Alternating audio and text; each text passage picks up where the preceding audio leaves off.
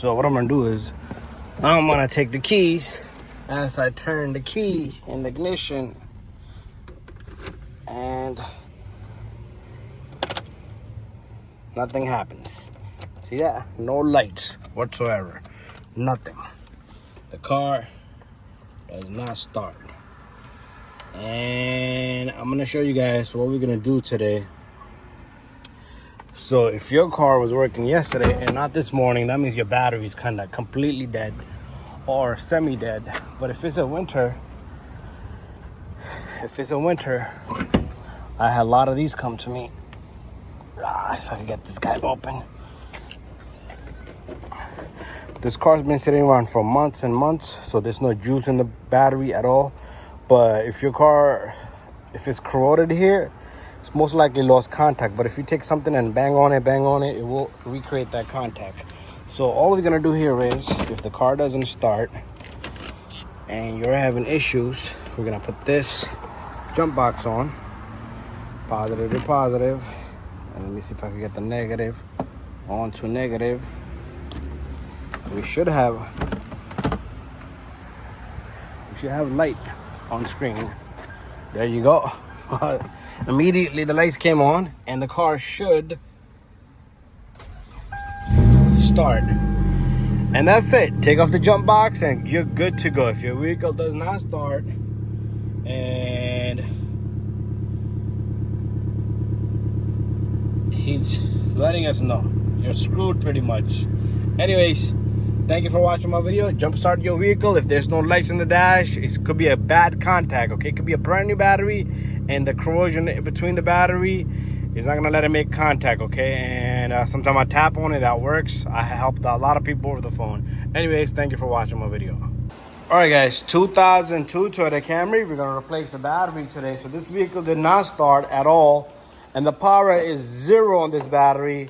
And the reason is customer just let it sit for very, very long. So usually I try not to lose idle memory, but there's no power here. Okay. So what I'm using here is a 10mm socket. We're gonna remove this, and the other side should just kind of come off on its own.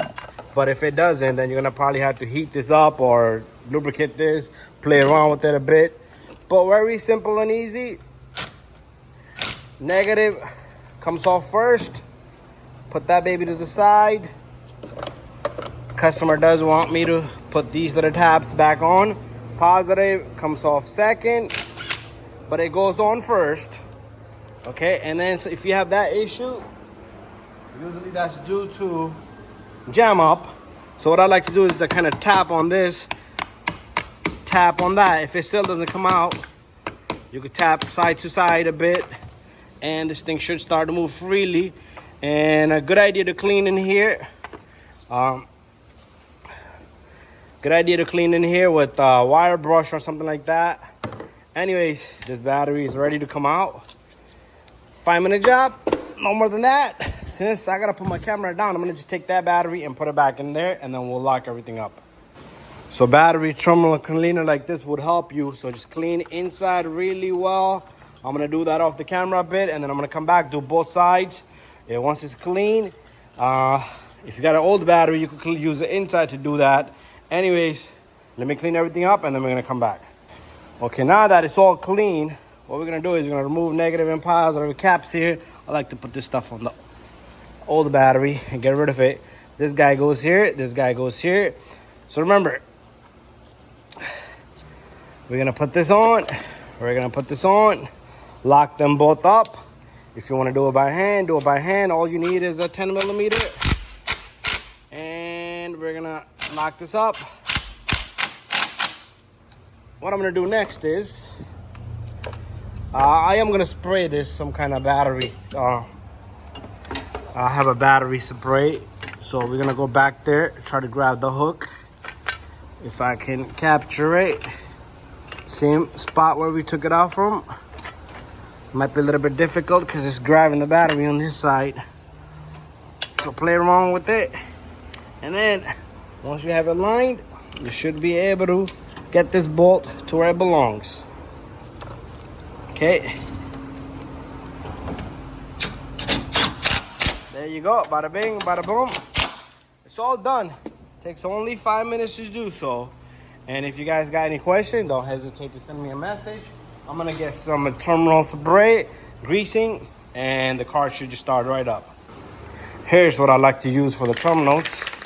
So this thing, if you want to pick it up, item number, and good to protect and it get rid of all that build up and prevents it. I even like to spray the tip here, a little bit here, and bada bing, bada boom. After you change the battery, if your car is idling rough and it's trying to stall on you, that's due to the throttle body lost memory, because this vehicle we completely took. I have other videos. Usually I put a jump box on or let the car run, back up the power so it's not a completely lost. If your car dies, start up and it dies, that means your idle memory has been lost. But remember, this vehicle, the battery was completely shot. There was zero power in it, so it already had been dead. Anyways, we're gonna go inside and start the vehicle.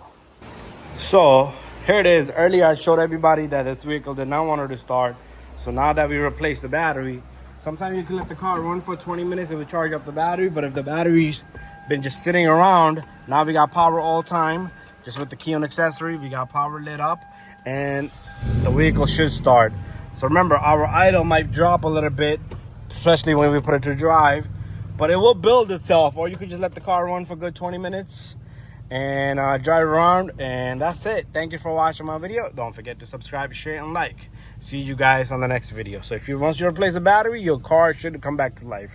Idle gonna be down, of course, obviously, because the customer just let it die. Anyways, you can check the alternator output, but we got no battery light. It should be above 13 volts.